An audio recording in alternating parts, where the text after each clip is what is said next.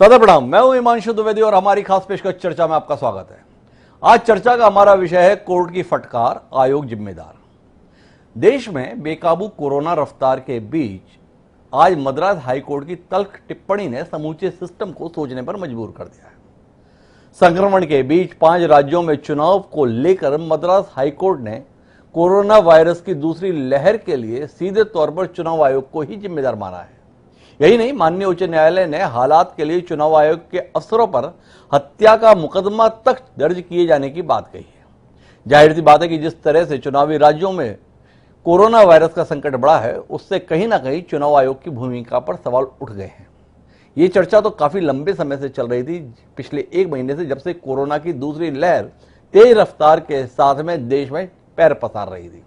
बार बार ये सवाल उठाए जा रहे थे कि इस दौर में चुनाव आयोग जिस तरीके से चुनाव करा रहा है, क्या यह सही है।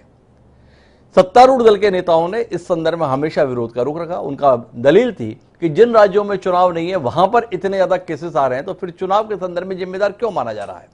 उस समय पर दी गई दलीलें आज बहुत ही साबित इसलिए हो रही हैं कि आज ही समाचार पत्रों में आंकड़ा आया है कि कोलकाता में जो भी व्यक्ति टेस्ट करा रहा है, हर दूसरा व्यक्ति संक्रमित पाया जा रहा है। रफ्तार इस कदर फैल गई है। तमिलनाडु, केरल या जिस भी राज्य के संदर्भ में बात करें, कोरोना ने कहीं पर भी कोई कमी नहीं रख छोड़ी है। चुनाव आयोग ने आखिरी दौर के अंतर्गत रैलियों पर प्रतिबंध लगाया। उससे पहले यथासंभव कोशिश अपने कदमों को जायज ठहराने की। जिस चुनाव आयोग को आज मद्रास हाईकोर्ट ने कटघरे में लिया है, उस चुनाव आयोग के प्रमुख समेत तमाम अधिकारी खुद इस समय कोरोना संक्रमण से ग्रसित हैं। हम समझने की कोशिश करेंगे आज की इस बातचीत में कि क्या दूसरी लहर के लिए केवल और केवल चुनाव आयोग ही जिम्मेदार है, जैसा मद्रास हाईकोर्ट ने कहा है, या इसके अलावा भी बाकी कारण हैं जिनको जिम्मेदार माना चाहिए। क्या यह टिप्पणी जरूरत से ज्यादा सख्त नहीं है, या वाकई चुनाव आयोग ने इतनी अनदेखी की कि मद्रास उच्च न्यायालय को इस किस्म की टिप्पणी के साथ देश के सम्मुख आना पड़ा। इस अहम विषय पर चर्चा के लिए 5 खास मेहमान देश के विभिन्न हिस्सों से और दुनिया से हमारे साथ जुड़ रहे हैं। उनसे आपका परिचय कराएं और इस अहम मसले पर चर्चा के सिलसिले को आगे बढ़ाएं। उससे पहले लेकिन समय है आज के विचार सूत्र का। हमारा आज का विचार सूत्र कोई संस्कृत का श्लोक नहीं है। हमारा आज का विचार सूत्र कोई जटिल भी नहीं है। इस देश के एक बड़े ही मशहूर हास्य कवि हुए काका हाथरसी। काका हाथरसी अपनी कविताओं के लिए खास तौर पर जाने जाते थे, छंद में लिखा करते थे। उन्हीं की कविता का एक हिस्सा हमें आज विचार सूत्र के तौर पर मिला है, उसको आपसे साझा करते हैं। समझने की कोशिश कीजिएगा कि वर्तमान हालात के संदर्भ में एक दूसरे को उपदेश देते लोग वस्तुतः कौन सा आचरण कर रहे हैं। काका हाथरसी लिख के देखे गए कि राग को वैराग्य की चटनी लगाकर चाटिए, कि राग को वैराग्य की चटनी लगाकर चाटिए, ज्ञान को अज्ञान की कैंची चलाकर काटिए, गीत गाओ त्याग के चर्चा करो परमार्थ पर, गीत गाओ त्याग के चर्चा करो परमार्थ पर, घूम फिरकर अंत में आ जाइए निज स्वार्थ पर। काका हाथरसी ने सत्संग कविता के अंतर्गत जो ये बात कटाक्ष के तौर पर कही, वो हमारे मूल चरित्र को कहीं ना कहीं व्यक्त करते हुए की। हम पर उपदेश कुशल बहुतेरे के सिद्धांत पर चलते हुए दुनिया जहान को उपदेश देना चाहते हैं, पर स्वयं के संदर्भ में किसी हित से समझौता नहीं करना चाहते हैं। तमाम राजनीतिक दल आज चुनाव आयोग के संदर्भ में बात कर रहे हैं, या सत्तारूढ़ दल अपने तर्क दे रहा है, विरोधी दल इसे सत्तारूढ़ दल का खेल बता रहे हैं। पर वास्तविकता यह है कि किसी ने भी क्या वाकई अपने दायित्व का निर्वहन इस दौर में किया है। इस रोशनी के बीच में हमारे चर्चा का हिस्सा बनने के लिए 5 खास मेहमान हैं। हमारे साथ में टी एस सिंहदेव जी हैं, कांग्रेस पार्टी के वरिष्ठ नेता, छत्तीसगढ़ सरकार में मंत्री, वह हमारे साथ में हैं। हमारे साथ अजय बिश्नोई जी हैं, इस समय अपने तल्ख तेवरों के लिए मध्य प्रदेश में नहीं बल्कि देश में ख्यात है, भारतीय जनता पार्टी का वरिष्ठ चेहरा है। हमारे साथ डॉक्टर सुशील त्रिवेदी हैं, छत्तीसगढ़ के पूर्व चुनाव आयुक्त और साथ ही पूर्व प्रशासनिक अधिकारी, वह हमारे साथ खासतौर पर मौजूद है। दुबई से हमारे साथ देश और दुनिया के जाने माने चुनाव विश्लेषक यशवंत देशमुख खासतौर पर इस चर्चा का हिस्सा बनने के लिए मौजूद हैं, क्योंकि टिप्पणियां चुनाव आयोग पर हैं। साथ ही हमारे साथ राज्यपाल कश्यप जी हैं, जो राष्ट्रीय प्रवक्ता है समाजवादी पार्टी के, जो लखनऊ से हमारे साथ में। आप सभी का स्वागत है। लेकिन चर्चा की शुरुआत डॉक्टर सुशील त्रिवेदी से करते हैं। राज्य निर्वाचन आयुक्त की जिम्मेदारी 6 साल तक उन्होंने छत्तीसगढ़ में संभाली है। आज सीधे तौर पर चुनाव आयोग को लेकर जो टिप्पणी की है हाईकोर्ट ने, उसमें केवल दोषी नहीं ठहराया है बल्कि हत्या का मामला चलाया जाना चाहिए, यहां तक की टिप्पणी कर दी गई। सुशील जी, कोर्ट ने कुछ ज्यादा कह दिया, या वाकई जो आचरण किया इससे कम कहा भी किया जा सकता था? हिमांशु जी, भारत निर्वाचन आयोग के कार्यकलाप को लेकर न केवल हिंदुस्तान वरन पूरी दुनिया में इस तरीके की टिप्पणियां हो रही हैं कि जब चुनाव हो रहे थे तो जिस तरीके से आदर्श आचरण संहिता जी का उल्लंघन किया जा रहा था, और इस बात को आप जानते हैं कि कितने सारे आप भी काफी लंबे समय से लोक क्षेत्र में हैं, कितने सारे अधिकारियों को हटाया गया, आईएएस आईपीएस दूसरे अधिकारियों को हटाया गया, कितने लोगों के प्रचार पर पाबंदी लगाई गई। किंतु जिस कोरोना को रोकने के लिए जो भारत सरकार ने और विश्व स्वास्थ्य संगठन ने बातें कही थी कि किस तरीके से कोरोना का को रोकने के लिए मास्क का उपयोग होना चाहिए, सामाजिक दूरी का प्रयोग करना चाहिए और बार बार सैनिटाइजेशन करना चाहिए, इसके किस तरीके से उल्लंघन हुआ। और ये बात यह है कि अगर देश की एक सर्वाधिक विश्वसनीय संस्था, देश की नहीं बल्कि विश्व की सर्वाधिक विश्वसनीय संस्था भारत निर्वाचन आयोग इस तरीके से अपने कार्यों का अपने उल्लंघन करे तो उस पर आरोप लगता है। बड़ी बात है। आपके प्रश्न के दो पक्ष हैं कि एक तो हाई कोर्ट ने टिप्पणी की, दूसरी आपने टिप्पणी की क्या यह अत्यंत सख्त है, क्या भारत निर्वाचन आयोग के अधिकारियों पर हत्या का मुकदमा दर्ज होना चाहिए। तो मैं कहना चाहूंगा कि इस वक्त लगातार पिछले कुछ दिनों से जी कि ऑक्सीजन को अगर जो रोके तो उसको फांसी चढ़ाने की बात हो रही है। अर्थात देश में जो इस वक्त स्थिति हो रही है कि पूरी दुनिया में सबसे बड़ा कोरोना का केंद्र भारत बन जा रहा है। इस समय जितने भी संवेदनशील लोग हैं तो वो शायद थोड़ा सा कुछ अधिक तल्ख टिप्पणी कर रहे हैं। ये थोड़ी सी अधिक तल्ख टिप्पणी है कि निश्चित रूप से कि अगर ऑक्सीजन की गाड़ी रोकी जाए तो उसको फांसी दे दी जाए, और अगर इस तरीके से भारत निर्वाचन आयोग स्वयं अपने निर्देशों का पालन नहीं करा पाता है, इसलिए उसके ऊपर हत्या का मामला दर्ज होना चाहिए। ये मैं मानता हूं कि इस वक्त एक अलग जो न्यू नॉर्म जो चारों तरफ मनोवैज्ञानिक परिस्थिति भी निर्मित हो गई है कि हर व्यक्ति विचलित है। हम जानते हैं हर व्यक्ति विचलित है, इसके कारण से ऐसी टिप्पणी है। लेकिन चुनाव आयोग ने उस जिम्मेदारी का परिचय महामारी के दौर में नहीं दिया जो परिचय आचार संहिता के चलते दिया जाना चाहिए था। इस राय के साथ डॉक्टर सुशील त्रिवेदी हमारे साथ में है। हमारे साथ अजय विष्णु जी है। मैं टीएस सिंहदेव जी के पास बाद में आऊंगा, पहले अजय विष्णु जी के पास ले जाना चाहता हूं क्योंकि चुनाव आयोग के पूरे क्रियाकलापों को लेकर विपक्षी दलों का आरोप है ये चुनाव आयोग तो कुल मिलाकर सत्तारूढ़ दल के इशारे पर डुगडुगी बजाने वाली संस्था बनकर रह गई है। सारे काम उस अनुसार करती है जैसा सत्तारूढ़ दल चाहता है। ममता बनर्जी का तो खुलकर आरोप है कि 8 चरण में चुनाव केवल इसलिए कराया गया कि भाजपा को सहूलियत रहे। भाजपा की सहूलियत ने इस महामारी के स्वरूप को इतना विस्तार दे दिया। कमोबेश विपक्ष की भाषा यह है। अजय विष्णु जी, कितना इत्तेफाक रखते हैं आप इस संदर्भ में?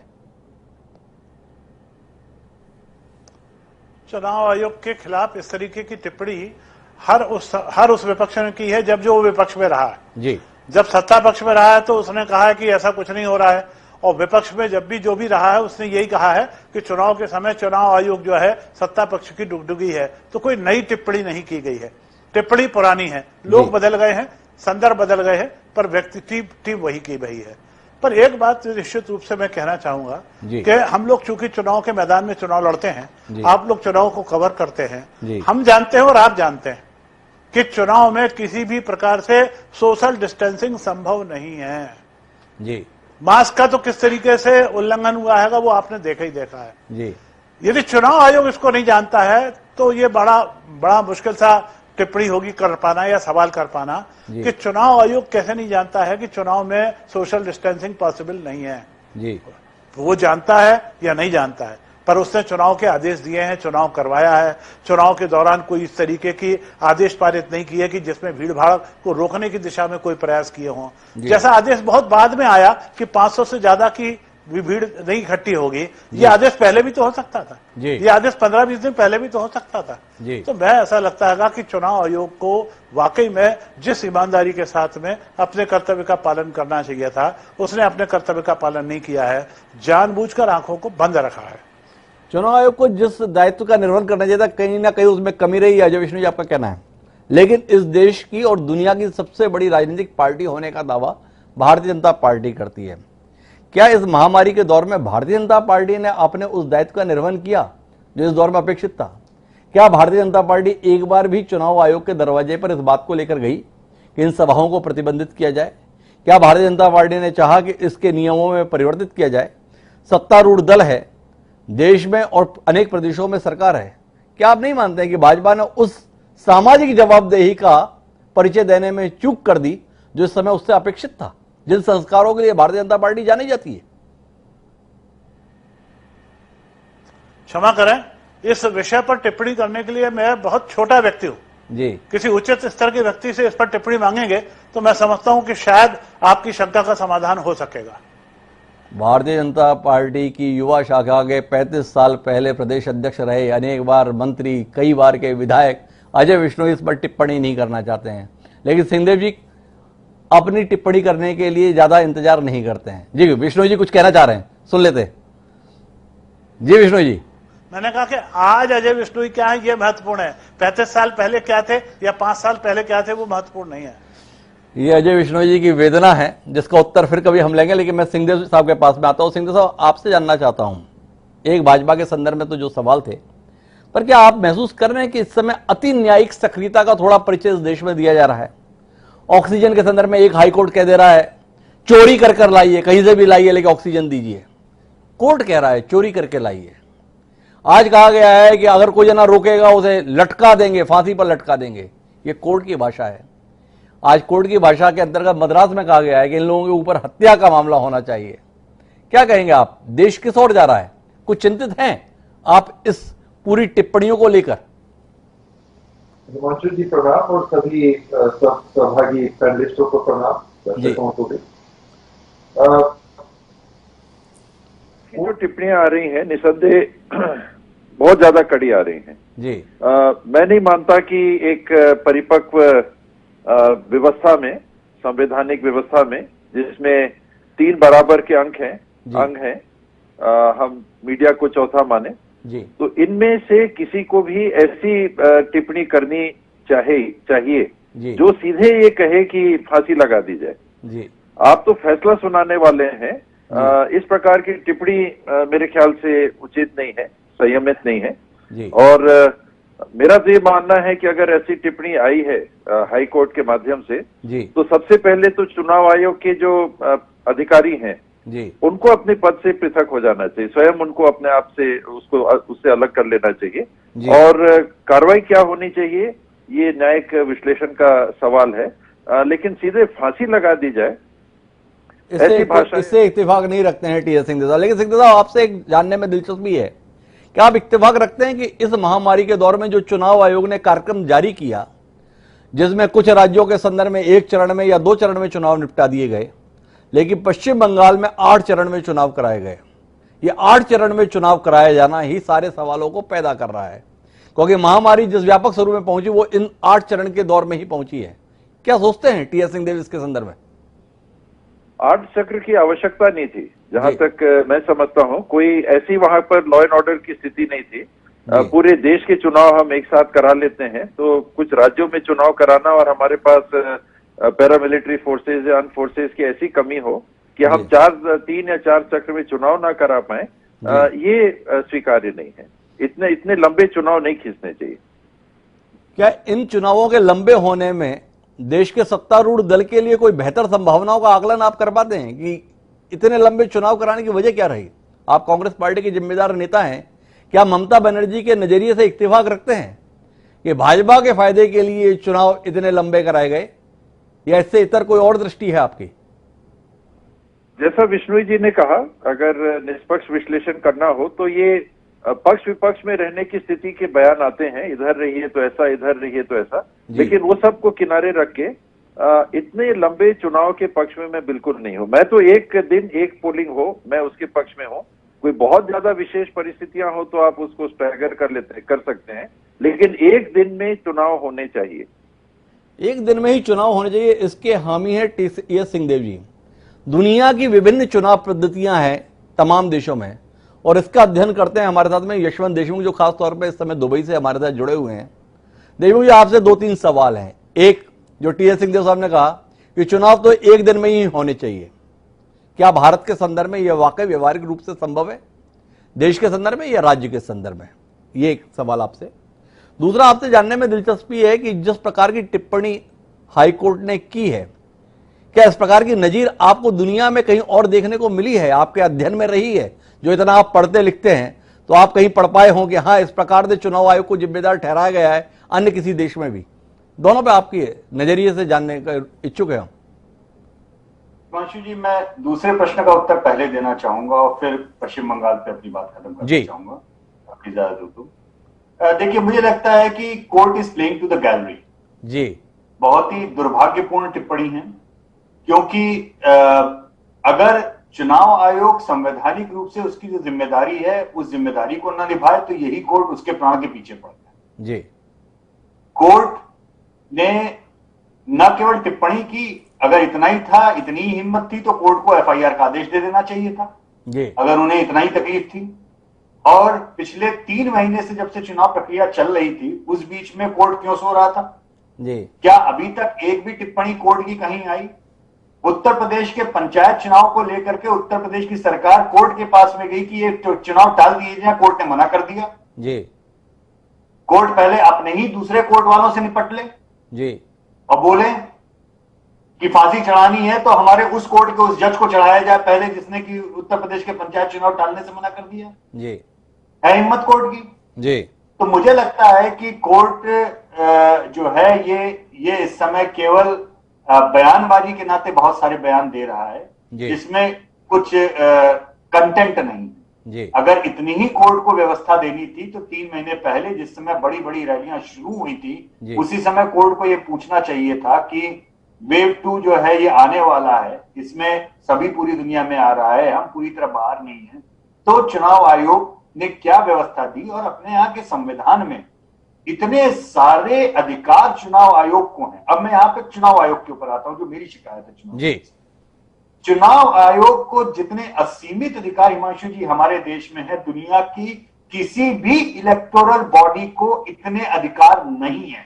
ये मैं दर्शकों को बताना चाहूंगा कि चुनाव की अधिघोषणा के बाद सत्ता के सारे सूत्र चुनाव के नतीजे आने तक चुनाव आयोग के हाथ में रहते हैं। यानी कि जिस दिन चुनाव आयोग ने अपना प्लान डिक्लेयर किया, अधिसूचना आई, उस दिन के बाद से वहां के हेल्थ सेक्रेटरी की भी रिपोर्ट चुनाव आयोग को ही आ रही होगी कि स्थिति बिगड़ रही है और लोगों को इकट्ठे नहीं होना देना चाहिए जी। और चुनाव आयोग के पास में पूरे अधिकार थे कि वो पूरा कर्फ्यू लगा दे जी और सारी पार्टियों को मजबूर कर दे वर्चुअल कैंपेनिंग के लिए, पूरे अधिकार थे जी। लेकिन चुनाव आयोग ने एक भी बार अपनी रीढ़ की हड्डी का इस्तेमाल नहीं किया, जो कि टीएन शेषन की हमको इतनी ज्यादा याद आई इस बार इन चुनाव में कि मैं आपको बता नहीं सकता। तीसरी बात, जितने राजनीतिक दल इस समय चुनाव आयोग को गरिया रहे हैं, क्या एक भी राजनीतिक दल चुनाव आयोग से यह कहने गया कि कृपया रैली पे प्रतिबंध लगा दीजिए और हम रैली नहीं करेंगे? जितने रैलियों के विरोध में भाषण देने वाले राजनीतिक दल हैं, सबने अपनी राजनीतिक रैलियां बदस्तूर जारी रखी। ये दोगलापन क्यों? अगर इतनी ही हिम्मत थी, न करते चुनाव प्रचार, बोलते कि मैं मॉरल हाई ग्राउंड ले रहा हूं, मैं कोरोना के ऊपर अपना स्टैंड ले रहा हूं अपनी पार्टी का, मैं ये प्रचार इस तरीके से नहीं करूंगा। बाकी पार्टियों को उनका प्रचार मुबारक।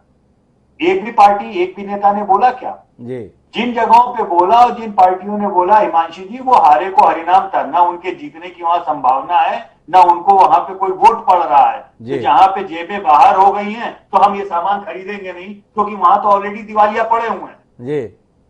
ये में नहीं दाने अम्मा चली बनाने वाला हिसाब किताब है। अब इसके बाद में एक जो अंतिम सवाल पे आपने पहला सवाल किया था, मैं उसको अंत में आके जवाब देता हूं। 8 चरणों वाला। देखिए, आदर्श व्यवस्था निस्संदेह सिंहदेव साहब जी का जो कहना है, एक दिन में क्लियरली चुनाव हो जाने चाहिए थे, इसमें कोई संदेह नहीं, ये होना चाहिए, ये आदर्श है। लेकिन आदर्श के साथ में ये भी आदर्श है कि फ्री एंड फेयर इलेक्शन होने चाहिए और ये 7-8 चरण का चुनाव ये नई बात नहीं है। ममता दीदी जब चुनाव जीती थी और कांग्रेस पार्टी ने ममता दीदी के साथ में मिलकर जब चुनाव लड़ा था और सत्ता परिवर्तन किया था, तब भी 7 चरण के ही मतदान हुए थे। और उस समय कांग्रेस पार्टी और ममता बनर्जी ने इलेक्शन कमीशन को बधाई दी थी कि अच्छा हुआ आपने 7 चरणों में चुनाव कराए, जिसके कारण लोगों को निडर होकर के वोट डालने का मौका मिला और आपकी हम प्रशंसा करते हैं कि आपने 7 चरणों में चुनाव कराए। आज जब अपनी बारी आई तो वो 7 चरण और 8 चरण भारी पड़ रहे हैं। और 8 चरण एक्स्ट्रा नहीं हुए हिमांशु जी। दरअसल कोविड के प्रोटोकॉल के चलते पोलिंग बूथ्स की संख्या बढ़ाई गई जबरदस्त तरीके से, और बिहार में भी बढ़ाई गई थी और सारे चुनाव में बढ़ाई गई। क्योंकि पोलिंग बूथ बड़ी तादाद में बढ़ गए, इसलिए वो 7 के बजाय 8 चरण हुआ है। अदरवाइज हम सब जानते हैं कि पश्चिम बंगाल में राजनीतिक हिंसा के मद्देनजर बहुत सारे 7 चरणों में मतदान, ये आज नई बात नहीं है। पिछले 2 चुनाव जो ममता बनर्जी ने जीते और कांग्रेस ने भी उनके साथ मिलकर जीते, वो भी 7 चरणों के ही चुनाव थे। बड़ी महत्वपूर्ण टिप्पणी यशवंत देशमुख जी की है कि जो बार बार इस प्रकार से जाहिर किया जा रहा है कि 8 चरण में चुनाव कराकर पता नहीं चुनाव आयोग ने कितना बड़ा पाप कर दिया, भारतीय जनता पार्टी के पक्ष में माहौल बनवा दिया। उसकी सच्चाई यह है कि पिछले 2 आम चुनाव विधानसभा के वो 7 चरण में हुए थे। और यशवंत जी ने जो बात कही कि इस दौरान बूथ की संख्या बढ़ाई गई है, बूथों की संख्या लगभग दूनी की गई है, इसलिए चरण में केवल 1 चरण का इजाफा हुआ है। अब इस पर बहस हो सकती है कि महामारी के दौर में 1 चरण का इजाफा होने के स्थान पर इन चरणों को कम किया जाता, लेकिन इसके संदर्भ में विवाद के विषय और भी बहुत कुछ हो सकता है। लेकिन जिस बिंदु पर यशवंत देशमुख जी ने टिप्पणी की वो बड़ी महत्वपूर्ण है। उन्होंने कहा कि एक तरफ मद्रास हाईकोर्ट कह रहा है कि महामारी के दौर में ऐसा चुनाव किस लिए, क्यों कराया, फांसी पर लटका देना चाहिए। वहीं दूसरी ओर उत्तर प्रदेश उच्च न्यायालय, उसके सम्माननीय न्यायाधीश justice Monishwar Nath Bhandari and justice Rohil Ranjan Agarwal 4 फरवरी 2021 को आदेश जारी करते हैं कि उत्तर प्रदेश में पंचायत चुनाव हर हाल कराइए, कोई एक्सटेंशन नहीं, किसी प्रकार का कोई एक्सक्यूज नहीं। विरोधाभास है जिसकी ओर यशवंत देशमुख जी ने इंगित किया। राष्ट्रीय समाजवादी पार्टी के राजपाल कश्यप जी हमारे साथ में, राष्ट्रीय प्रवक्ता कश्यप जी, आपसे जानने में दिलचस्पी है, देश में महामारी लाने में भारत निर्वाचन आयोग ने भूमिका निभाई, उत्तर प्रदेश में अब केसेस बढ़ रहे हैं, किसको जिम्मेदार माने? उत्तर प्रदेश के उच्च न्यायालय को, उत्तर प्रदेश की सरकार को, उत्तर प्रदेश के राज्य निर्वाचन आयोग को, किसको जिम्मेदार ठहराएंगे 35,000 केस रोज आने के लिए? देखिए, ये सब दोषारोपण नहीं, लेकिन हाँ सरकार की जरूर जिम्मेदारी थी जी, क्योंकि ये महामारी कोई आज नहीं आ गई, एकदम से नहीं आ गई। साल भर पहले से अन्य देशों में महामारी है, अन्य देशों में सेकेंड वेव आई है, और कई लोगों ने, कई डॉक्टरों ने, कई मेडिकल टीमों ने भी पहले से आगाह किया था सरकार को कि फिर महामारी आएगी, इसका चरम आएगा। अब उत्तर प्रदेश में तो हाहाकार मचा है। उत्तर प्रदेश में तो हाईकोर्ट ने कहा कि इतने महानगरों में लॉकडाउन लगा दिया जाए, लेकिन सरकार ने नहीं माना और पूरी तरह से आज व्यवस्था चल रहा है। ऑक्सीजन नहीं है, बेड नहीं है, हॉस्पिटल में दवाई नहीं है, और जो नंबर जारी किए सरकार ने है, योगी सरकार ने, एक भी नंबर मिलता नहीं है, केवल भाषणबाजी चल रही है और शमशान में भी जगह नहीं है। इससे बड़ी हाहाकार क्या हो सकता है? और ये तो सुप्रीम कोर्ट ने कहा कि राष्ट्रीय आपातकाल में से हालात और जिस तरीके से, लेकिन कहीं कहीं संवैधानिक संस्थाओं की जिम्मेदारी है, सभी की जिम्मेदारी है, एक आम नागरिक की भी जिम्मेदारी है इस महामारी में, लेकिन संवैधानिक संस्थाओं पे बैठे बड़े लोगों की जिम्मेदारी है और जो सरकार में बैठे लोग हैं उनकी भी जिम्मेदारी है। उत्तर प्रदेश में चुनाव हो रहा है, आज बताइए, आज भी हो रहा चुनाव, और उसमें कौन सी कोविड का नियम का पालन रहा? ना वहाँ सोशल डिस्टेंसिंग है, ना कोई चीज है।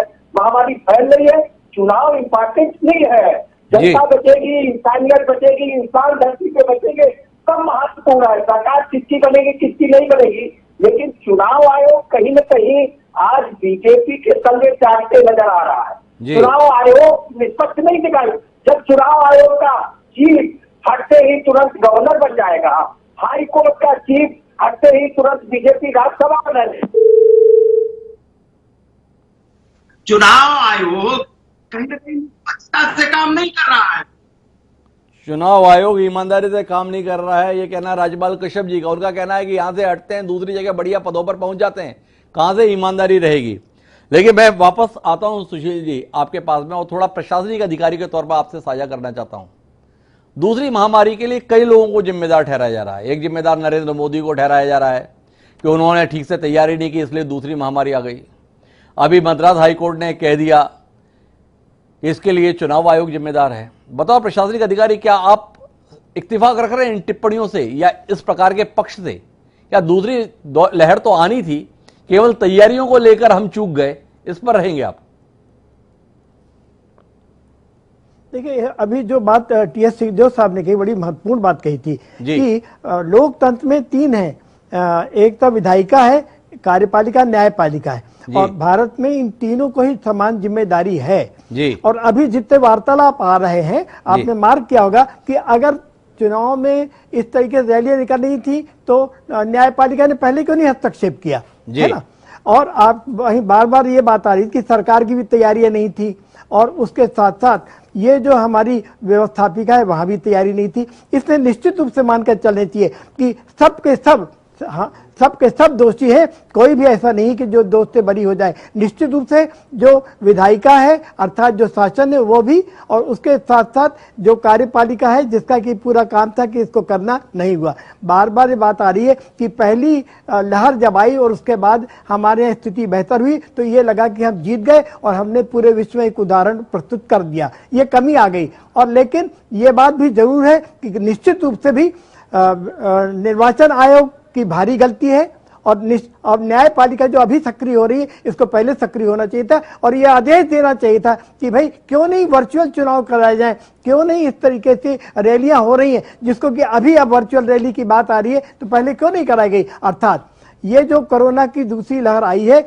इसके लिए निश्चित रूप से भी अगर हमारी तैयारियों की कमी थी तो वहीं उस तैयारी को बढ़ाने, कोरोना को बढ़ाने में एक तरफ निश्चित रूप से भी चुनाव की रैलियां और कहीं कहीं ये जो बड़े बड़े धार्मिक आयोजन होते रहे जिसमें लाखों लोग एकत्र होते रहे और उसके लिए जो आवागमन होता रहा वह भी जिम्मेदार है। और इसको रोकने के लिए जो हमारी व्यवस्थापिका कार्यपालिका है उसकी कमी है, और न्यायपालिका को पहले हस्तक्षेप, न्यायपालिका को पहले सक्रिय होना चाहिए। ये डॉक्टर सुशील त्रिवेदी जी का कहना है कि हम चर्चा को थोड़ा और स्वरूप देने की कोशिश करते हैं और उसके लिए अजय विश्नोई जी के पास जाते हैं और उस बिंदु से चर्चा को आगे बढ़ाते हैं जो राजपाल कश्यप जी ने उठाया।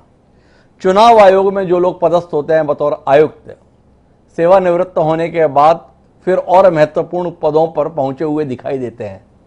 सवाल उठ जाता है कि कहीं ना कहीं सत्तारूढ़ दल के साथ अच्छे संबंधों का प्रतिफल या उनके अनुसार चलने का प्रतिफल इन पदों पर पहुंचने के रूप में जो गवर्नर के तौर पर या कई अन्य महत्वपूर्ण हस्तियों के तौर पर देखने को मिलता है।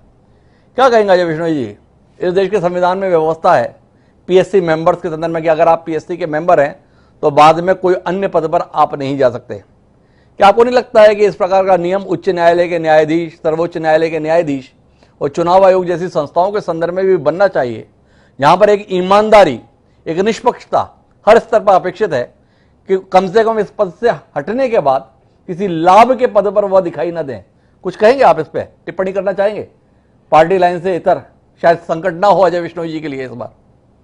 निश्चित रूप से कहना चाहूंगा व्यवस्था दोषी है, जिसमें कहीं कोई शक नहीं है। खास तौर से यदि हम जिस न्यायपालिका पर सबसे ज्यादा विश्वास करते हैं, सबसे ज्यादा भरोसा करते हैं, सबसे ज्यादा निष्पक्ष होने की उससे विश्वास करते हैं, यदि वहीं का व्यक्ति एक साथ पद छोड़ते ही से किसी दूसरे बड़े पद पर चला जाता है तो उसके द्वारा लिए गए पिछले जितने भी निर्णय हैं उन सब पे स्वाभाविक रूप से प्रश्न चिन्ह लग जाता है। इस पर तो रोक लगना ही चाहिए, और रोक लगाने वाले या तो प्रशासन लगा ले और नहीं तो हाईकोर्ट, सुप्रीम कोर्ट खुद इस प्रकार का नियम बना के उदाहरण प्रस्तुत करें।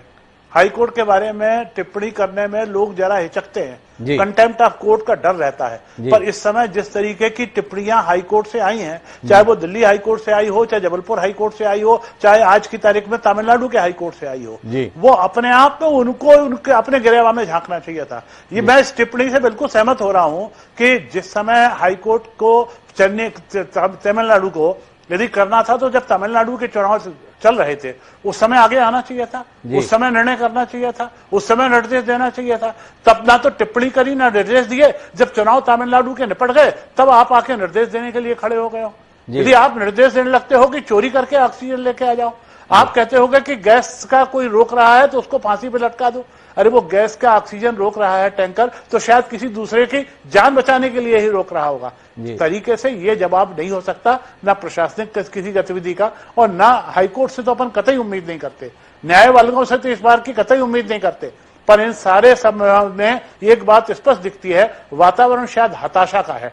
उस हताशा के वातावरण में चाहे न्यायपालिका के लोग हों, चाहे चुनाव पालिका के लोग हों या कार्यपालिका के लोग हों, सभी उस हताशा से ग्रस्त हो गए। मैं एक उदाहरण देना चाहता हूं जी। अभी हमारे जबलपुर के हॉस्पिटल में एक हाईकोर्ट के न्यायाधीश महोदय कोरोना से ग्रस्त होकर भर्ती हो गए। जी। अब कोरोना में रेमडेसिविर इंजेक्शन, आज भी मैं कहता हूं बार बार कि लोग गलतफहमी के शिकार है कि हर मरीज को रेमडेसिविर का इंजेक्शन लगना ही चाहिए। मैंने लोगों को अपना घर का उदाहरण दिया है। मेरे छोटे भाई की पत्नी को 6 का स्कोर था, बिना रेमडेसिविर के ठीक हो गई। मेरे को बिना रेमडेसिविर के ठीक हो गए। पर वो हाईकोर्ट के न्यायाधीश महोदय ने अपने न्यायाधीश होने का पूरा दम और पावर दिखाते हुए, जरूरत नहीं थी उसके बाद अपने आप को रेमडेसिविर के इंजेक्शन लगवा लिए, बिना जाने पूछे। इस प्रकार का यदि हमारे न्यायपालिका के न्यायाधीश लोग अपना व्यवहार करेंगे तो फिर न्यायपालिका पे भी सवाल खड़े होंगे। भले कंटेम्प्ट ऑफ कोर्ट चल जाए, हम जैसे लोग इस बार सवालों को खड़ा करेंगे। तो एक ईमानदारी से बात कहने की कोशिश अजय विश्नोई जी ने की, और उसी बात को विस्तार लेने के लिए मैं सिंहदेव साहब के पास में आ रहा हूं। सिंहदेव साहब, अजय विश्नोई जी कहा कि दरअसल ये टिप्पणी इसलिए कि हताशा का वातावरण है। आप तो स्वास्थ्य मंत्री हैं, क्या आप महसूस कर रहे हैं कि वाकई देश कोरोना की दूसरी लहर में अपने आप को ठगा हुआ सा, हारता हुआ सा महसूस कर रहा है, इसलिए हर तरफ से टिप्पणियां इस स्तर की हो गई हैं क्योंकि लोगों को कोई राह नहीं सूझ रही है? इत्तेफाक रखते हैं आप? थका हुआ जरूर, हारा हुआ नहीं जी। ये फैटिग जिसको बोलते हैं, ये जरूर स्वास्थ्य विभाग में और जो लोग इसमें फ्रंटलाइन में काम कर रहे हैं, तो वो थकावट जरूर महसूस हो रही है। बावजूद उसके मैंने देखा कि विभाग के हौसले, अपने बीच के भी लोगों की मृत्यु हो रही है, अधिकारियों की, कर्मचारियों की, बावजूद उसके हौसला किसी ने अभी नहीं खोया है, हार नहीं मानी।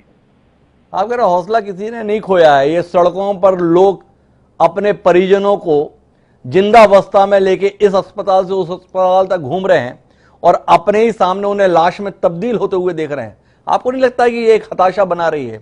लोग अस्पताल में भर्ती हैं और अपने सामने ऑक्सीजन बीच में खत्म हो जा रही है, तड़पते हुए दम तोड़ दे रहे हैं। आपको नहीं लगता है सिंह साहब कि लोग इसके कारण से हताश हो रहे हैं? लोग इंजेक्शन और दवाई के लिए मारे मारे घूम रहे हैं, ले पाने में नाकाम हो रहे हैं, और इसके कारण से कोई हताशा उनके मन में आ रही है। सिंह साहब महसूस नहीं कर रहे हैं कि ये लोगों के मन में हताशा और निराशा ला रही है? हिमांशु जी, मैं अपने आप को, अपने विचारों को आशावादी भी मानता हूं, लेकिन वास्तविकता के धरातल पे आशावादी अपने आप को जीवन भर मैंने माना है और आज भी मानता हूं जी। कितनी भी कठिनाई आए, आपको ध्यान होगा कि हम लोग पहले भी आपके चैनल में बैठे और मैंने यही कहा कि चुनौतियां आएंगी लेकिन हम अवश्य जीतेंगे। मानवता की वो क्षमता है, मैं इसमें विश्वास करता हूं। मैं बिल्कुल मानूंगा कि मैं गलत साबित ना हूं। हम में ये क्षमताएं हैं कि इनको हम पार करेंगे और हम करेंगे। कमियां हैं, प्रबंधन की कमियां हैं, व्यवस्थाओं की कमियां हैं, बहुत दुखद चित्र और चित्रण हमको देखने को मिल रहे हैं, लेकिन उसमें बहुत लोग वापिस भी जा रहे हैं। अगर मृत्यु हो रही है, एक सच्चाई है, इससे हम मुंह नहीं मोड़ सकते। चिताओं के जलने की बात आती है, उनके व्यवस्थाओं की कमी की बात आती है, तो क्या दूसरी तरफ रिकवरी रेट भी है कि नहीं है? अगर हमारा रिकवरी रेट 98% होना है, और मैं आज भी आपके समक्ष कह रहा हूं, सभी के सामने कह रहा हूं कि मेरा ये विश्वास है कि अंततः हमारा रिकवरी रेट 98% या उससे बेहतर होगा। मैं गलत ना साबित हूं तो मैं चाहूंगा इसमें भी गलत साबित ना हो। तो ऐसा नहीं है कि आशा छूट गई। रिपोर्टें आ रही हैं अस्पतालों से, जो मैं डेली रिपोर्ट ले रहा हूं कि कैसा हो रहा है डॉक्टर साहब, लोग कैसा चल रहा है। एकदम पैक चल रहा था, एकदम बहुत दिक्कत थी, ट्रायज में बाहर बैठ के भी लोगों को देखना पड़ रहा था, वेटिंग लिस्ट बहुत लंबी थी, मरीजों को बेंच पे बैठा के ऑक्सीजन भी देने की स्थिति आ रही थी। बावजूद इसके अभी स्थिति क्या है, सब चाहे निजी क्षेत्र के हो, चाहे एम्स का हो, चाहे हमारे मेडिकल कॉलेजेस से हो, अभी जो रिपोर्ट वो कह रहे हैं कि नहीं, कुछ तो हल्का हुआ है। अभी भी हाउसफुल है या नियर हाउसफुल है, कुछ बिस्तर है, ऐसा भी नहीं है कि एकदम ही हाउसफुल है। आईसीयू की दिक्कत हो सकती है, लेकिन सुधार दिख रहा है। तो अगर मन खराब होता है जो ऐसे चित्रों को देख के, आज ही मैं एक चैनल पे था, वहां उन्होंने बताया कि एक पत्नी अपने पति को ऑक्सीजन की कमी के अभाव में कोरोना पॉजिटिव पति को मुंह से सांस देने की कोशिश कर रही है, आगरा में। जी, ओरल रेस्पिरेशन की बात ये सामने आई। तो ऐसे भी चित्रण है, लेकिन उसके सिक्के का अगर दूसरा पहलू भी देखें तो सुधार भी है। हमको निश्चित रूप से कमियों को दूर करना होगा और हम इससे निकलेंगे, अवश्य निकलेंगे। कम से कम नुकसान हो, ये हम सबकी जिम्मेदारी। फिर से मैं अपने विषय को थोड़ा और आगे बढ़ाने की कोशिश करता हूं। अगर इतना भरोसा जो आप जाहिर कर रहे हैं, तो बाकी लोगों का भरोसा ऐसा क्यों नहीं रह जा रहा? जैसे अजय विश्नोई जी ने कहा कि कोर्ट की टिप्पणियां दरअसल हताशा का नतीजा दिख रही हैं। आप इत्तेफाक नहीं रखते इस बात से? कोर्ट की इन टिप्पणियों को लेकर आप इत्तेफाक रख रहे हैं? ये एक सोचे समझे तरीके से और व्यवस्थाओं से नाराज होकर टिप्पणी आए या हताशा से निकली हुई टिप्पणियां? एक दूसरा, आपने कहा कि 98% रिकवरी। आप तो 99% भी रिकवरी दिखा सकते हो, चाहे तो 100% भी दिखा सकते हैं, क्योंकि पूरे देश से चित्र ये आ रहे हैं कि लोग मर सो रहे हैं, बताए 2 जा रहे हैं। शमशान घाट में 100 लोगों की चिताएं जल रही हैं। सरकारी आंकड़े 2 चिताओं के पूरे देश के तमाम राज्यों से बताए जा रहे हैं। क्या आंकड़ों के खेल से जीतेंगे इस लड़ाई को, या वास्तविकता से भी कोई सरोकार इस देश की जनता के साथ हमारे सत्ताधीश रखेंगे? ये सवाल आ गया है। हिमांशु जी, निसंदेह सच्चाई के आधार पे हम जीतेंगे। आंकड़ों का अगर ये चित्रण है तो परसेंटेज आप इधर से उधर कर सकते हैं जी। ये कहीं बात आ रही है, हम भी सुनते हैं और राज्यों की भी हम जानकारियां लेते हैं, पता चलता है जो आप बात कह रहे हैं ऐसी भी बातें सुनने में आती हैं। हमारे यहाँ भी कमियां आती हैं, रिपोर्ट्स हम बाद में बैकअप करके उनको चढ़ाते हैं। तो ऐसा नहीं है पिछले 3 दिन राजनांदगांव से 0 डेथ रिपोर्ट किए गए, नहीं हो सकता जी। तो ऐसी अगर जानकारी आती है तो सिस्टम को हम ठीक भी करते हैं। कुछ भी हम चित्रण इसका करें, स्थिति उतनी भी खराब नहीं है, बहुत खराब है, लेकिन ऐसी भी खराब नहीं है कि हम हार जाएं और हार मान लें और मानव समाज का सर्वनाश होने का समय आ गया है, ऐसी बात बिल्कुल नहीं है। और अगर हमारे हाई कोर्ट के जज ऐसी टिप्पणी कर रहे हैं तो मैंने तो पहले भी कहा और इसी बात से धरातल पे पांव रखते हुए, आशा रखते हुए कि हाई कोर्ट के जज साहिबान अगर हताशा के कारण ऐसी टिप्पणियां कर रहे हैं तो फिर ऐसे जिम्मेदारी के स्थान पे वो हैं, उस पे प्रश्न चिन्ह लग जाता है। सिंघदेव साहब को भी ना इत्तेफाकी है इन टिप्पणियों को लेकर, अजय विष्णु जी के साथ हैं इन टिप्पणियों के मसले को लेकर, सुशील त्रिवेदी जी के भी साथ में हैं। लेकिन एक संदर्भ में मैं विष्णु जी आपसे फिर से बात करूंगा, उसके बाद में राज्यपाल कश्यप जी के पास आऊंगा। ये विरोधाभास जो मद्रास हाईकोर्ट के आदेश के संदर्भ में और उत्तर प्रदेश के हाईकोर्ट के संदर्भ में है, इस पर कुछ कहेंगे? हम लोग अदालतों को सर्वोच्च मानते हैं, इस प्रकार का वातावरण देश में बना हुआ है क्या? अदालत ने कह दिया, अब इसके बाद क्या बचा? पर अदालतों के फैसले ही एक दूसरे से विरोधाभासी हैं, इसके संदर्भ में क्या कहेंगे? तमिलनाडु कह रहा है चुनाव आयोग जिम्मेदार दूसरी लहर के लिए, और एक उच्च न्यायालय फरमान जारी कर रहा है 30 अप्रैल से पहले पूरे चुनाव खत्म कराओ, कोई एक्सक्यूज नहीं। क्या कहेंगे अजय जी? बिल्कुल दुर्भाग्यजनक है जी। मैंने बार बार कहा ना कि इस समय इस वर्तमान परिस्थितियों में हाई कोर्ट से भी जिस अपन अपेक्षा करते थे उस संजीदगी का परिचय उन्होंने नहीं दिया है। जो संजीदगी हम उनसे अपेक्षा करते हैं, उम्मीद करते हैं आज के बाद से कभी इस प्रकार की गलत टिप्पणियां नहीं होंगी, ऐसी तीखी टिप्पणियां नहीं होंगी। जो भी टिप्पणी होगी वो संजीदगी से भरी हुई होगी और वो ऐसा दिशा निर्देश देंगे जिससे कि व्यवस्थाओं में सुधार हो।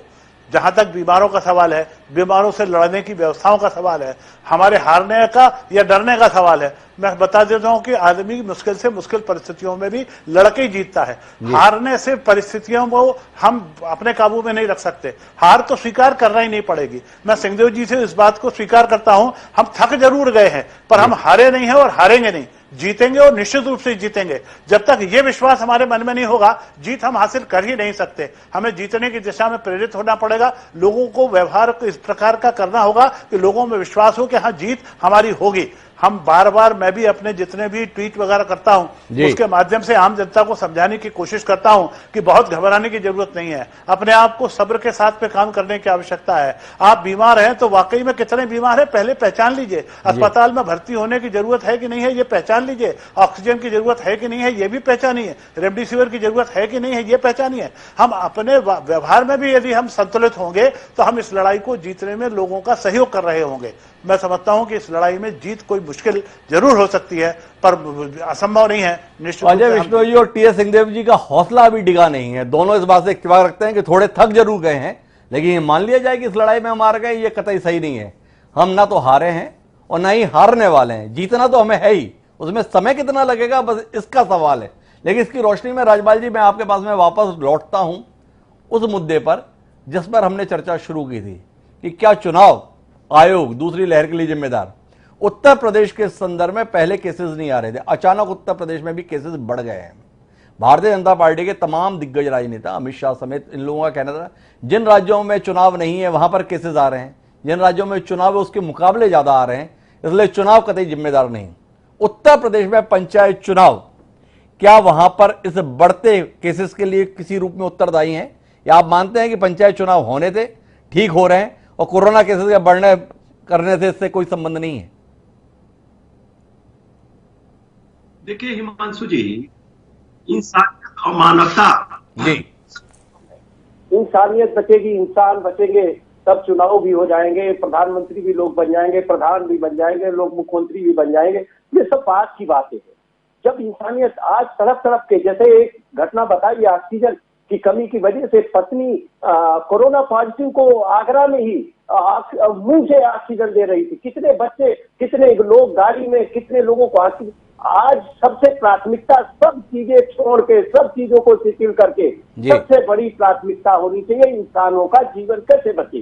सबसे बड़ी प्राथमिकता, चाहे वो सुप्रीम कोर्ट हो, चाहे चुनाव आयोग हो, चाहे सरकार हो, चाहे कोई भी, जितनी भी संस्थाएं हैं देश की, सब संस्थाओं को चिंतन करना चाहिए कि इंसान कैसे बचे, लोग कैसे बचे। लोग तड़प तड़प के, घर में कोई पूछने वाला नहीं, बुजुर्ग लोग रहते हैं, दो लोग रहते हैं, पता लगा दोनों परेशान हैं, लोग फोन कर रहे हैं, हम लोग फोन कर रहे हैं, हम लोगों को फोन कर रहे हैं, हम लोग फोन कर रहे हैं, जो सिस्टम में जारी किए गए सरकारी नंबर वो एक भी काम नहीं कर रहे हैं। केवल आंकड़े की जादूगरी हो रही है, केवल आंकड़े की जादूगरी हो रही है। राज्यपाल कश्यप जी काफी नाराज हैं व्यवस्थाओं को लेकर। लेकिन सिंघवी साहब, मैं वापस आपके पास आना चाहता हूं क्योंकि हमारा विषय कोर्ट पर केंद्रित है। सर्वोच्च न्यायालय ने बीच में संज्ञान लिया था। जस्टिस बोबड़े साहब जब रिटायर हो रहे थे उससे एक दिन पहले ही उन्होंने इस संदर्भ में संज्ञान लिया और उसमें उन्होंने टिप्पणी की थी कि 6 अलग अलग हाईकोर्ट ने अलग अलग दिशा निर्देश दिए हुए हैं, इसलिए हमें इस पर भी बात करने की जरूरत है। उन्होंने अगले दिन फैसला देने की बात कही थी, लेकिन उसको 3 दिन टाल दिया गया।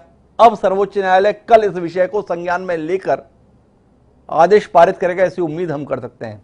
क्या उम्मीद करें सर्वोच्च न्यायालय से? आप जैसे सुधीर राजनीतिज्ञ सर्वोच्च न्यायालय से क्या उम्मीद कर रहे हैं? गंभीरता, विद्वत्ता, निष्पक्षता, दूरदर्शिता, ये हमारा सर्वोच्च न्यायालय है जी। उनसे इसके अतिरिक्त हम क्या उम्मीद कर सकते हैं? और अगर इन पैमानों पे वो खरे नहीं उतरे तो निराशा होगी। पर आपसे सवाल इस बात का है कि सर्वोच्च न्यायालय के पास क्या जादू की छड़ी है जिसके तहत समाधान मिल जाएंगे? देश की सरकार ऑक्सीजन के संदर्भ में प्रबंध करने की कोशिश कर रही है, राज्य की सरकारें अपने अपने स्तर पर प्रबंधन कर रही हैं। सर्वोच्च न्यायालय के दिशा निर्देश क्या इसमें कोई मददगार बनते हैं या कुल मिलाकर एक अड़चन और पैदा होने की स्थिति पैदा करते हैं? जिस प्रकार की लड़ाई चल रही है, क्या ये परस्पर अधिकारों का विरोधाभास नहीं है? जो फैसले कार्यपालिका के स्तर पर लिए जाने हैं वो फैसले भी अब न्यायपालिका के स्तर पर लिए जाएंगे। इसको लेकर कितना संकट महसूस करते हैं सिंहदेव जी आप? ये व्यवस्था पे संकट है और एक प्रश्न चिन्ह लगता है कि जो कार्यपालिका को या जनप्रतिनिधि को जो काम करना चाहिए जी, वो काम अगर सुप्रीम कोर्ट को या कोर्ट को करना पड़े तो वो सिस्टम का उस हद तक बताता है कि ये फेलियर हो रहा है जी। एग्जीक्यूटिव डिसीजन होने चाहिए, वो एग्जीक्यूटिव डिसीजन अगर एग्जीक्यूटिव ना ले, वो हमारे जनप्रतिनिधि ना ले, सरकारें ना लें और उसमें सुप्रीम कोर्ट की तरफ हम देखें तो ये संविधान के तीनों के बीच के संतुलन को तोड़ने जैसी स्थिति को बताता है। ये स्वस्थ नहीं है, ये स्वस्थ संकेत नहीं है। अगर दिल्ली के वातावरण में, एनवायरमेंट में ज्यादा प्रदूषण आ रहा है तो सुप्रीम कोर्ट को अंदर आना पड़े और बीच में आके कहना पड़े कि नहीं, आप दूसरा माध्यम डीजल पेट्रोल को कम करके आप दूसरे फ्यूल का इस्तेमाल करें, तो ये हमारे सिस्टम का फेलियर है।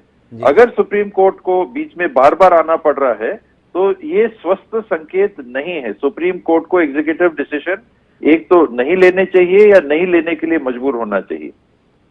सुप्रीम कोर्ट को एग्जीक्यूटिव किस्म के डिसीजन नहीं लेने चाहिए या लेने के लिए मजबूर नहीं होना चाहिए, लेकिन लोग जाएं तो जाएं कहां? सुशील त्रिवेदी, आपके सम्मुख सवाल है।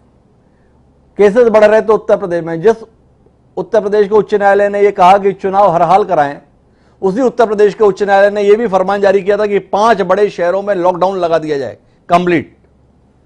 इस समय पे उत्तर प्रदेश सरकार की दलील है चुनाव तो हम हाईकोर्ट के कहने पे कह रहे हैं, पर उसी हाईकोर्ट के खिलाफ सुप्रीम कोर्ट भी पहुंच गया उत्तर प्रदेश सरकार, ये कहते हुए कि लॉकडाउन नहीं लगाना है, और सर्वोच्च न्यायालय से स्टे भी ले आया। इस विरोधाभास के संदर्भ में क्या कहेंगे सुशील जी? कुल मिला के लोग अपनी सुविधा से संस्थाओं का इस्तेमाल करना चाह रहे हैं।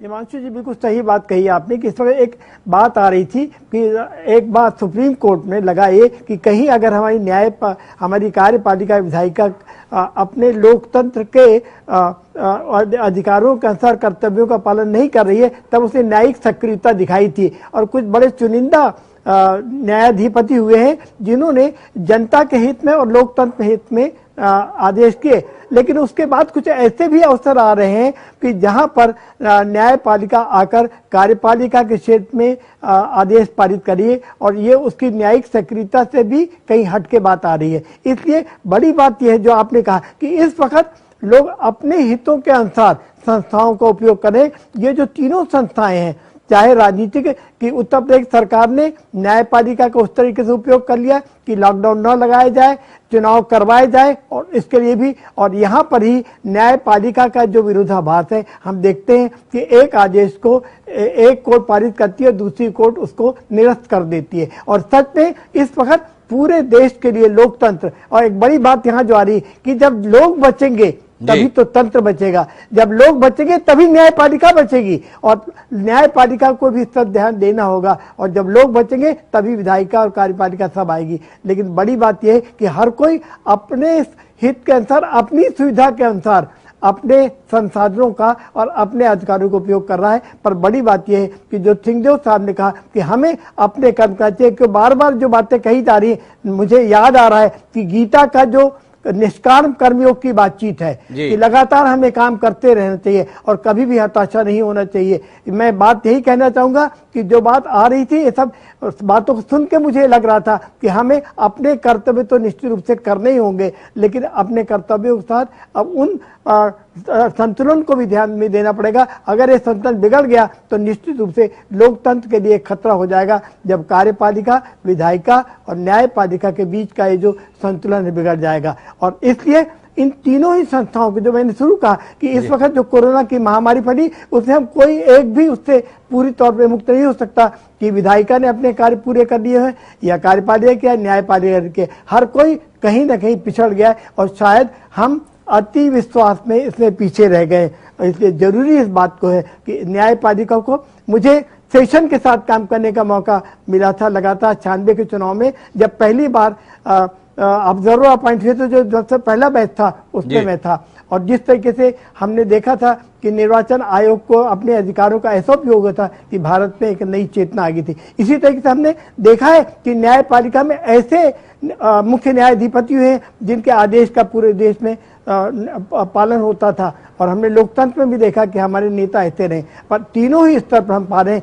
कि न कहीं एक कोई ऐसी कमी है जो लोकतंत्र के लिए अभी स्वस्थकर नहीं है, जो लोकतंत्र के लिए स्वस्थकर नहीं है, ऐसा मानते हैं। मैं जानना चाहता हूं अजय विष्णु जी के पास, लेकिन उससे पहले सिंहदेव साहब एक बार फिर आपके पास आ रहा हूं, और मेरा सवाल चुनाव आयोग के संदर्भ में टिप्पणी से ही आगे बढ़ते हुए है। चुनाव आयोग जिम्मेदार है या नहीं जिम्मेदार है दूसरी लहर के लिए, ये बात जाने भी दें, पर दूसरी लहर से लड़ने के संदर्भ में हमारी तैयारियों को या हमारे फैसलों को चुनाव ने प्रभावित किया, इसके संदर्भ में आपका नजरिया क्या है? क्या आप महसूस करते हैं कि दूसरी लहर की शुरुआत के साथ जो फैसले राष्ट्रीय स्तर पर निपटने के लिए लिए जाने थे, उनमें हमने देरी कर दी, और देरी का कारण अगर कोई रहा तो वो ये चुनाव ही रहे कि इस देश के राजनेताओं ने पहली प्राथमिकता चुनाव को दी और इस लहर से निपटने के संदर्भ में फैसले लेने में देरी की। जो फैसले आज लिए जा रहे हैं, जो हवाई जहाज ऑक्सीजन की व्यवस्था के लिए आज उड़ान भर रहे हैं, आज जो इंजेक्शन के उत्पादन बढ़ाने के लिए फैसले लिए जा रहे हैं, ये फैसले 1 महीने पहले लिए जाते तो शायद काफी जाने हम बचा सकते थे।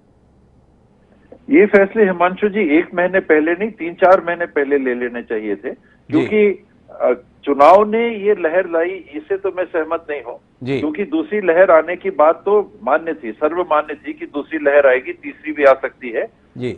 चुनाव ने इस लहर की तीव्रता को बढ़ाया, उसमें योगदान दिया, ये अवश्य हुआ होगा, इसमें दो बात नहीं है कि अगर हम एक शादी को सुपर स्प्रेडर इवेंट मानते हैं जहां 100, 200, 500, 1000, 2000 लोग एकत्रित होते हैं, तो लाखों की भीड़ में अगर हमारे देश के सभी दलों के नेता आम सभाएं ले रहे हैं तो वो सुपर स्प्रेडर कैसे नहीं होगा।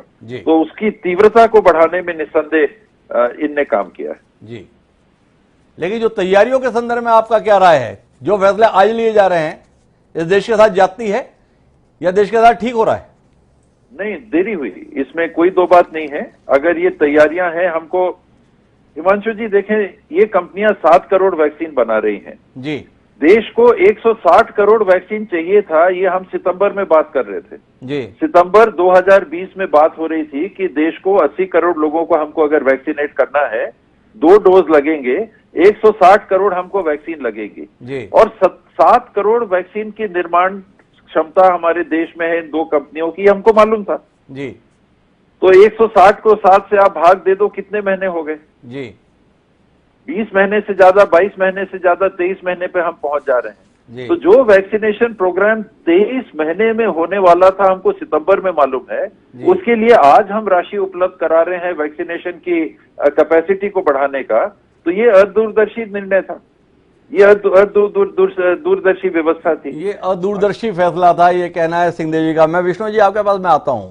भारतीय जनता पार्टी केंद्र सरकार के संदर्भ में और इस देश का बहुत बड़ा जनमानस इस संदर्भ में मुग्ध रहा है कि हमारे पास एक दूरदर्शी नेतृत्व इस समय उपलब्ध है नरेंद्र मोदी के संदर्भ में।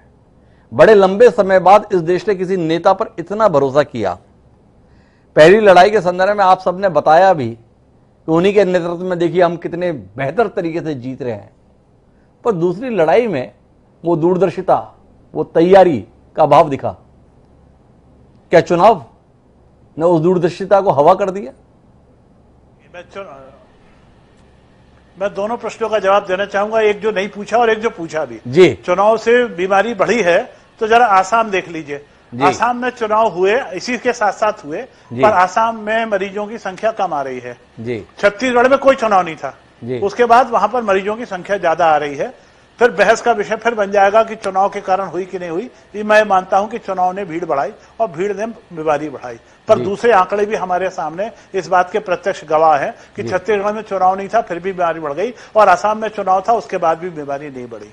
जहां तक आपने सवाल उठाया प्रधानमंत्री नरेंद्र मोदी जी की दूरदर्शिता पर जनता के विश्वास का मामला, तो मैं आपको ये बताऊं कि जनता का आज भी विश्वास यदि किसी में है तो वो नरेंद्र मोदी जी में है जी। नरेंद्र मोदी जी की दूरदर्शिता में उनका आज भी विश्वास है, उनकी कर्मठता में आज भी आम जनता का विश्वास है और आम जनता का विश्वास है कि इस महामारी से यदि अपन निपट पाएंगे तो इनके कुशल नेतृत्व के कारण ही निपट पाएंगे। देखिए, महामारी का अर्थ है इतनी बड़ी तादाद में आ गई बीमारी जिसकी कभी कोई कल्पना नहीं थी, इसलिए उसकी कोई तैयारी भी नहीं थी। अब तैयारियों के लिए जो भी कदम उठाए गए हैं आज उसका 2 दूनी 4 करके गुणा लगा के बताया जा सकता है कि ये इतने कदम पीछे रह गए या इतने कदम आगे रह गए, परंतु इससे कोई कह नहीं सकता कि आई। वैक्सीनेशन के साथ साथ में कोल्ड चेन होना चाहिए, उसकी भी तैयारी साथ साथ में चलती रही। वैक्सीनेशन को लगाने के लिए सिरिंज लगेगी, सिरिंज का प्रोडक्शन भी साथ साथ चलता रहा। वैक्सीनेशन के सेंटर्स कहां बनेंगे, उम्र के आयु के साथ साथ जिस तरीके से एक एक कदम उठाए गए हैं, मेरा मानना है कि नरेंद्र मोदी जी के नेतृत्व में इस देश में जो ये कदम उठाए गए हैं ये बहुत सकारात्मक और सही कदम है। आज बीमारी की तुलना में ये चीजें कम लग रही हों, पर आने वाले समय में लोग इस बात के लिए मोदी जी को धन्यवाद देंगे कि उनके कारण ही देश बचा है, हम इस बीमारी को जीत सके। उनके कारण ही देश बचा है। आने वाले समय में हम इस बात को महसूस करेंगे, ये भरोसा अभी भी अजय बिश्नोई जी का है। अजय बिश्नोई जी, जो आपने चुनाव के संदर्भ में तर्क देना चाहा, मेरा आपसे सवाल है, जो पार्टी, जो सरकारें एक 50 लोगों की शादी के संदर्भ में ये मानती हैं कि इसके कारण से कोरोना फैल जाएगा इसलिए इसकी अनुमति नहीं दी जाती, जो सरकारें ये मान रही हैं कि अंतिम संस्कार में 20 से ज्यादा लोग हो जाएंगे तो कोरोना का संक्रमण फैल जाएगा, वो सरकारों को चलाने वाले लोग हजारों की संख्या में मौजूद जनसभा को संबोधित करके इतने आत्ममुग्ध कैसे रह लेते हैं? इस प्रश्न का उत्तर देंगे अजय बिश्नोई जी? मैंने पहले ही सबसे पहले शुरुआत में इस चर्चा को कहा था कि चुनाव आयोग को यह क्यों नहीं दिख रहा था कि चुनाव में भीड़ इकट्ठी होगी और भीड़ इकट्ठी होगी तो भीड़ को रोकने के लिए कोई निर्देश दिए जाना चाहिए थे।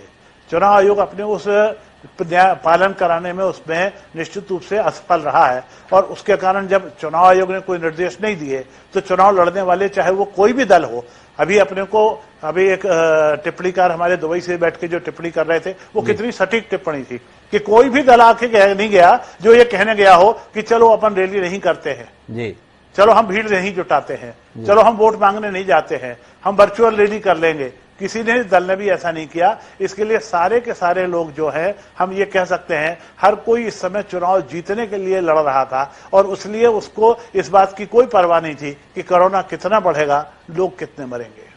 कोरोना कितना बढ़ेगा, लोग कितने मरेंगे। सिर्फ एक सवाल मेरे जहन में है, ये इतना हौसला नेता लाते कहां से हैं? जब अपने गृह राज्य में होते हैं तो बताते हैं 2 गज की दूरी रखिए, सोशल डिस्टेंसिंग का पालन कीजिए, हाथों को सैनिटाइज कीजिए, और जब पड़ोस के राज्य में जाते हैं तो सब कुछ भूलकर कितने हजारों कितने लाख लोग सुनने के लिए आप एकत्रित कर पाए हैं, उसी पर मुग्ध होते हैं। नामांकन जुलूस के अंदर कितनी बड़ी भीड़ थी, यह बताते हुए अपने फोटो ट्वीट करते हैं, फेसबुक पर डालते हैं। ये इतना हौसला लाते कहां से हैं? थोड़ा इसका उत्तर दीजिए ना सिंहदेव साहब, कौतूहल है मेरे मन में।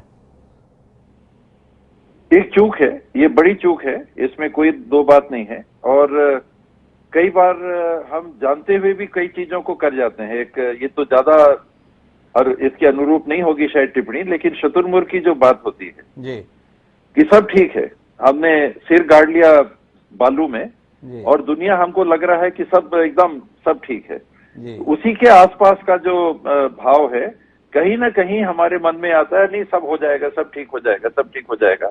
लेकिन नीतिगत व्यक्ति होते हुए ऐसा करना, चाहे वो कोई हो जी, चाहे किसी भी दल के हो, चूक है, वो नहीं होना चाहिए। कुल मिलाकर इस निष्कर्ष पर हैं सिंहदेव जी, अमूमन जितने भी हमारे पैनलिस्ट हैं वो एक राय हैं कि कुल मिलाकर इस चुनाव के दौर में हर व्यक्ति के स्तर पर चूक हुई, हर व्यक्ति ने गैर जिम्मेदारी का परिचय दिया जिनके ऊपर जिम्मेदारी थी, चाहे वो चुनाव आयोग हो चाहे राजनेता हो। और कुल मिलाकर उसने इस लहर को पैदा तो नहीं किया, पर इस लहर को और ज्यादा असरदार बनाने में कोई ना कोई भूमिका तो निभाई। लेकिन इस अपेक्षा के साथ में है कि न्यायिक संस्थाओं के अंतर्गत सक्रियता अच्छी बात, पर यह अति सक्रियता कहीं संविधान की मूल भावना पर चोट तो नहीं पहुंचा रही, इस पर भी विचार किए जाने की जरूरत है। आप सभी मेहमानों का धन्यवाद इस अहम चर्चा का हिस्सा बनने के लिए। समय है अब आज के शेर का। कहने और करने के जो अंतर हैं, इसी को समर्पित हमारा आज का शेर है। हमारा शेर कहता है कि हजार चेहरे हैं मौजूद आदमी गायब, हजार चेहरे हैं मौजूद आदमी गायब, ये किस खराबे में दुनिया ने ला के छोड़ दिया। शहजाद अहमद ने जो ये बात कही है वो कुल मिलाकर एक अदद इंसान को तलाशते हुए कही है। वो इंसान जिसके अंतर्गत कथनी और करनी का अंतर न हो, जिसके अंदर ईमानदारी हो, जिसके अंदर इंसानियत हो, मैं जीऊं और लोग भी जिएं, इस भावना के तहत मौजूद लोगों की तलाश जो शहजाद अहमद ने की थी, वो तलाश हमारी भी है। देखें वो तलाश कब पूरी होती है। आज के इस कार्यक्रम में इतना ही, कल फिर मिलते हैं नए विषय के साथ। मुझे दीजिए याद, सदर पढ़ाओ।